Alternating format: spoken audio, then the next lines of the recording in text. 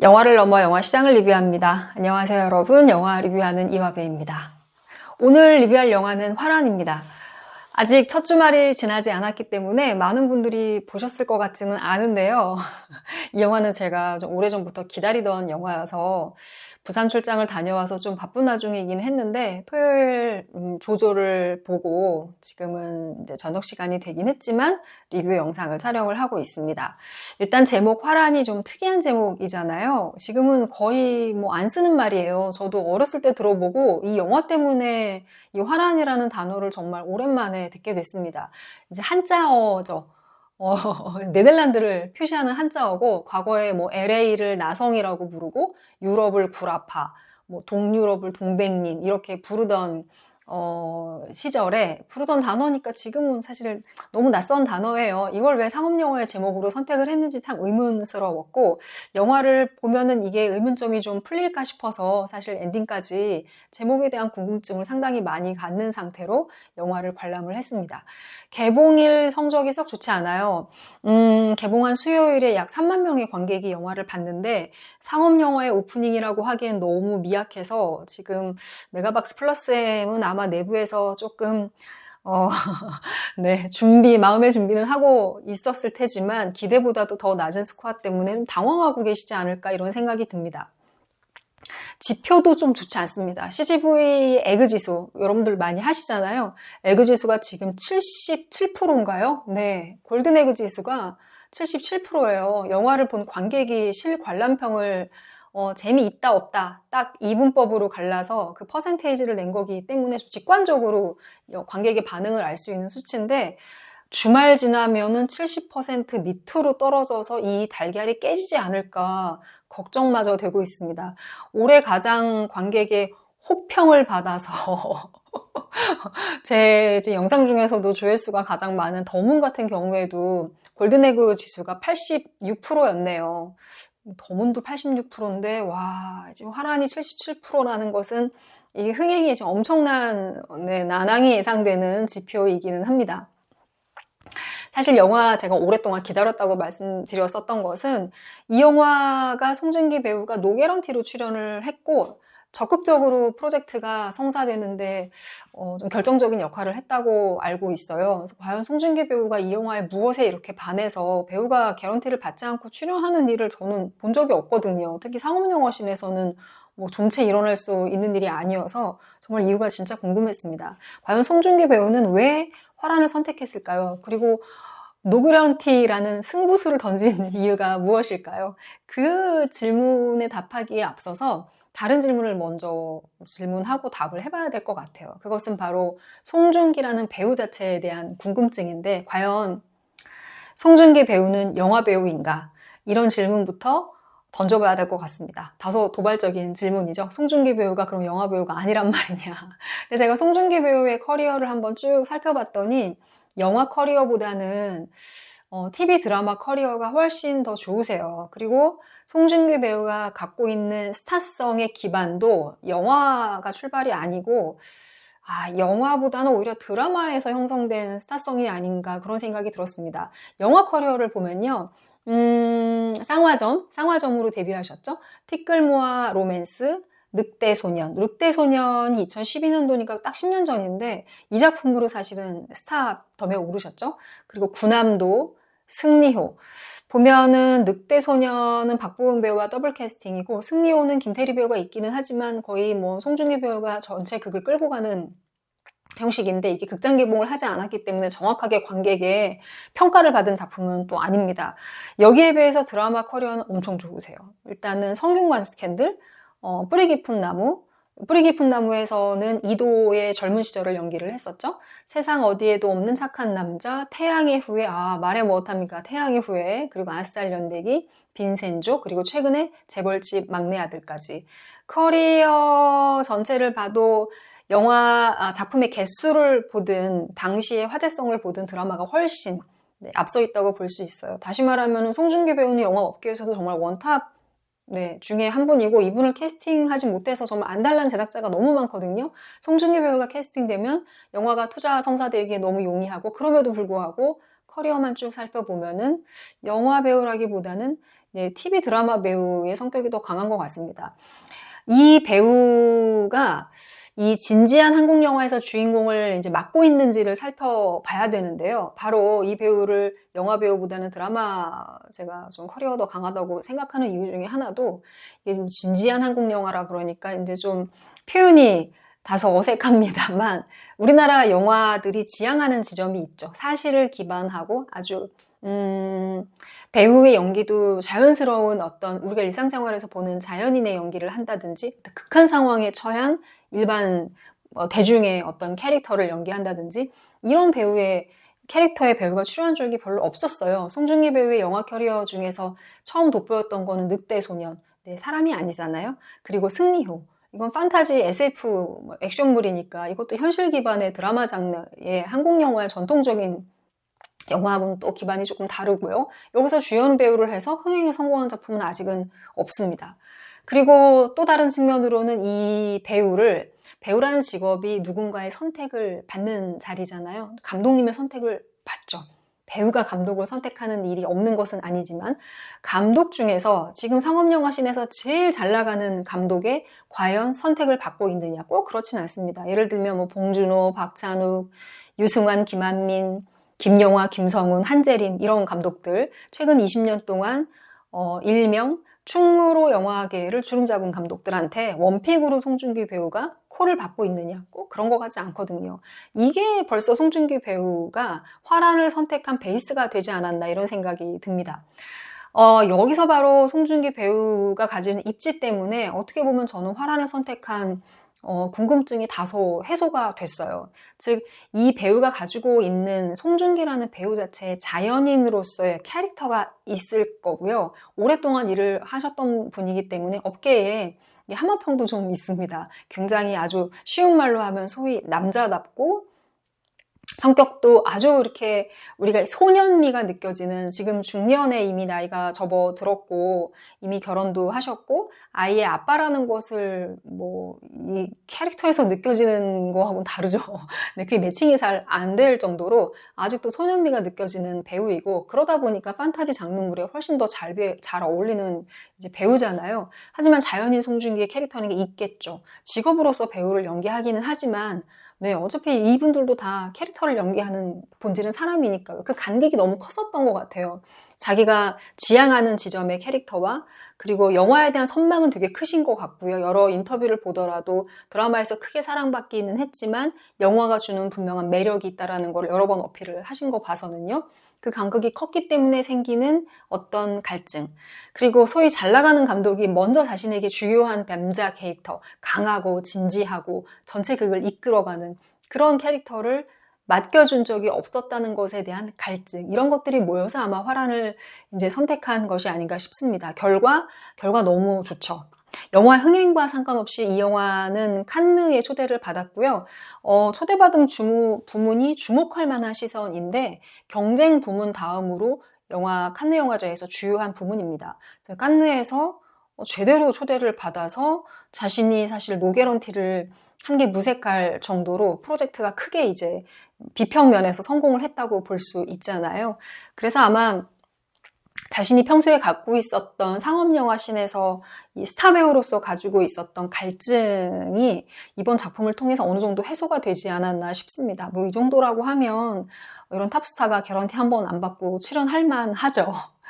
그리고 어느 인터뷰를 보니까 다음 작품에서는 이제 뱀파이어 역할을 하고 싶다고 말씀을 하셨던데요. 그것도 일면 저는 이해가 갔어요. 이 배우가 자신이 갖고 있던 갈증이 이번 화란이라는 영화를 통해서 어느 정도 채워졌나 봐요. 이 갈증이 채워지니까 자신이 가장 외모적으로나 캐릭터 그동안 구축을 해온 것으로서 가장 돋보일 수 있는 그리고 강렬한 캐릭터인 뱀파이어를 해보고 싶다고 말씀하셨다고 저는 생각을 해요. 자신감이 이제 다시 돌아왔다고 생각을 하는 거죠. 갈증도 채워지고 잘 어울릴 것 같습니다. 이제 화란이라는 영화 자체에 대해서도 사실 할 말이 좀 많은데요. 이제 비평의 측면에서 이 영화의 다양한 뭐 이야기나 플롯이나 이런 거를 아마 많은 분들이 이제 또 이야기를 앞으로 계속 하시게 될 건데 상업적인 관점에서 바라보면 이 영화는 정확하게 상업 영화인가? 또는 이 영화가 주는 지금 바이브는 사실 그렇지 않다고 지금 관객이 느끼기 때문에 거기서 생기는 간극 때문에 지금 평이 그렇게 골든 에그 지수가 77%까지 떨어진 것 같거든요. 과연 상업영화인가? 그럼 독립영화인가? 이렇게 생각해보면 일단 이 영화는 상업영화는 맞습니다. 왜냐하면 중앙그룹 계열의 플러스엠, 우리 메가박스로 알고 있는 그 회사에서 메인 투자를 했어요. 그러니까 플러스엠이 투자한 작품이니까 상업영화 신에서 제대로 투자를 받고 개봉한 영화가 맞습니다. 시스템 안에서 만들어진 상업영화, 정확히. 그런데 이 영화를, 이 펀딩을 내려놓고 영화를 내적으로 보면은 상업영화의 냄새가 없어요. 일단 제목, 네, 모호하죠. 또는 상업영화의 제목은 분명하고 의미의 어떤 이중성을 덜 띠면서도 사실 영화를 보고 나면 의미가 추가로 생기는 그런 영화들이 좋은 영화의 제목들이 좋은 영화의 제목인 것 같습니다. 예를 들면 제가 생각하는 좋은 상업영화의 제목은 괴물이나 국제시장이나 뭐 해운대나 예를 들고 보니까 윤재균 감독님 영화를 많이 예를 들었네요. 있는 제목이에요. 예를 들면 베테랑 같은 것도 있는 단어이죠. 근데 그 단어가 영화 속에서의 상황과 맞아서 사실은 개봉하기 전까지의 마케팅 과정에서는 관객한테 쉽게 도달하면서 개봉 이후에는 영화의 내용 때문에 의미가 추가적으로 생기는 그런 것들, 이런 게 좋은 상업영화의 제목이라고 생각하는데 화라는 거기에 비해서 너무 모호해요. 그래서 좋은 상업영화의 제목이 아니고 제목만 보면 아주 전형적인 독립영화의 제목입니다. 게다가 사건이 명확하냐? 일반적인 상업영화는 사건이 분명하죠. 목적성도 분명하고 캐릭터가 어느 방향으로 움직이는지도 방향도 되게 분명해서 관객이 같이 그냥 다른 생각 없이 막 같이 쫓아갑니다. 전혀 이 영화는 또 그렇지도 않죠. 게다가 캐릭터의 감정에 잘 공감이 되느냐. 캐릭터의 감정이 솔직히 저는 잘 공감이 되지는 않았어요. 이게 주연 배우의 캐릭터가 저하고 단순히 성별이 다른 문제를 이건 뛰어넘는 이야기 같고 연령대나 성별을 뛰어넘어서 캐릭터의 공감을 이끌어내는 것이 상업영화라고 하면 전혀 그렇지 않았습니다. 저는 마지막에 이제 영화를 보신 분은 알겠지만 송중기 배우의 어떤 짧은 순간에 생을 되게 부여잡고 있다가 생을 놓게 되거든요. 뭐 스포가 되니까 더 이야기는 하지 않겠지만 그 부분의 감정도 조금 모호하다고 생각을 했습니다. 그 전까지 보여줬었던 강렬함이나 어떤 주인공인 그 연규인가요? 이 홍사빈 배우가 연기한 그 주인공 배우에 대한 너그러움을 생각하면 이렇게 쉽게 그런 큰 결정을 내린다는 것이 저는 좀 공감이 안 돼서 영화가 이게 독립영화에서는 이제 감정 변화가 휙휙 지나가는 것이 그럴 수 있다고 생각을 하는데 조금 그랬습니다. 게다가 엔딩에서 카타르시스가 있느냐. 네. 이 상업영화의 특징이죠. 한 방향을 해서 쭉 몰고 가다가 해피엔딩이든 아니면 새드엔딩이든 감정을 어떤 형식으로든 확실하게 풀어주는 것이 상업영화입니다. 그래서 사실은 결론에서 둘 중에 누가 죽거나 모두가 죽거나 상황이 안 좋게 끝나더라도 장대한 마무리를 하면서 우리가 남아있는 관객의 감정이 싹 다 휘발되면서 시원함을 느끼죠. 이게 카타르시스잖아요. 이 영화에서의 엔딩은 사실 굉장히 모호합니다. 이 주인공 둘이 간다 그러니까 이것도 스포가 될까요? 주인공이 마지막에 영화의 제목처럼 화란을 향해서 가고 있는 것인지 또 다른 어딘가를 향해서 현실을 도피하는 것인지 잘 알 수가 없어요. 이런 것들이 영화의 펀딩 시스템은 아주 전형적인 상업영화 틀 안에서 만들어졌는데 영화의 내용은 사실 그렇지 않은 이게 그 두 개가 부딪히면서 이 영화를 본 관객이 혼란스러움을 느끼는 거죠. 이 두 가지가 공존하게 한 비밀이 바로 이 탑 배우가 노개런티로 출연했다는 사실입니다. 이 영화의 순제작비가 대략 47억 원으로 알려져 있는데요. 순제작비 47억 원이면 상업영화 씬에서는 진짜 찾아보기 어려운 사례예요. 영화 얼마 전에 제가 리뷰했었던 영화 잠이 순제작비가 30억 원이고 비교적 저렴한 영화들 최근에 만들었었던 제작비가 낮은 달짝지근의 50억, 지금 한창 상영 중인 영화 30일 또 한 53억 정도 된다고 들었어요. 50억 원대. 이 영화가 50억 원이 안 된다는 것은 높은 개런티의 주연 배우가 개런티를 포기했기 때문에 가능한 이야기입니다. 그래서 사실은 투자사가 움직였을 가능성이 아주 큽니다. 사실은 이 영화를 제작한 사나이 픽처스의 한재덕 대표님을 지금 여러 우리 업계의 제작자들이 부러워하고 있을 거예요. 한재덕 대표는 전생에 나라를 구했나? 어떻게 송중기 같은 배우가 노개런티로 출연을 해서 이게 상업영화 씬에서는 도저히 패스가 될 수 없는 시나리오였을 텐데 이게 어떻게 제작까지 가서 결국에는 관객도 만나고 칸느까지 갔다 오는 영광을 누리나 많이 부러워하실 것 같습니다.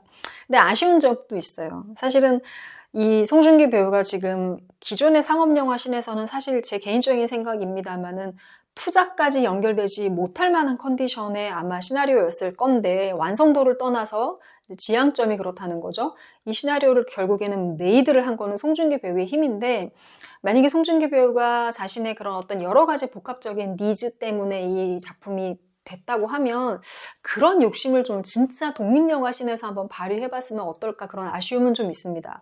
우리가 잘 아는 니콜 키드맨 배우나 아니면은 로다주도 그렇고요. 한창 할리우드 메이저 시스템에서 일을 하다가 잠깐 외도처럼 인디 영화에 한번 가서 영화 찍고 컴백하고 제가 예전에 니콜 키드먼 배우가 진짜 완전 워너 영화, 유니버셜 영화 이런 거 막 하시다가 그 디아덜스라고 하는 영화를 하는 걸 보고서 깜짝 놀랐었거든요. 어떻게 상업영화 씬에서 탑인 배우가 저렇게 독립영화에 가까운 영화에 가서 영화를 또 출연을 하고 다시 또 자기 자리로 돌아와서 대형 영화를 찍고 좋아 보였어요. 일종의 저는 배우 자신이 상업영화 씬에서 이렇게 소진되는 것을 독립영화를 하면서 수혈받는다고 생각을 했거든요.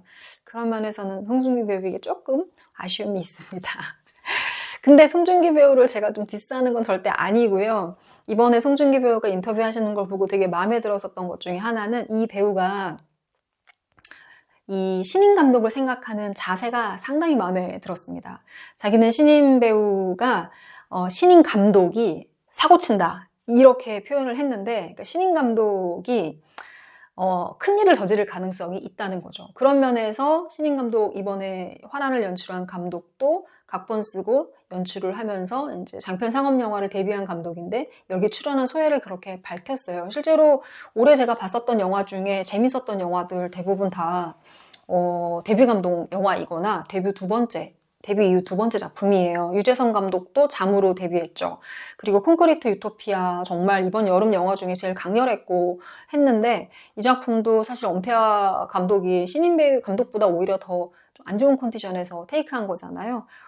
먼저 가려진 시간이 흥행에 폭망을 했기 때문에 이럴 경우에는 두 번째 기회를 받기가 진짜 어렵거든요. 신인은 아예 커리어가 없으니까 어렵다고 하면 이 사람은 안 좋은 커리어가 하나 생겼기 때문에 근데 두 번째 찬스에서 제대로 자기를 보여줬죠.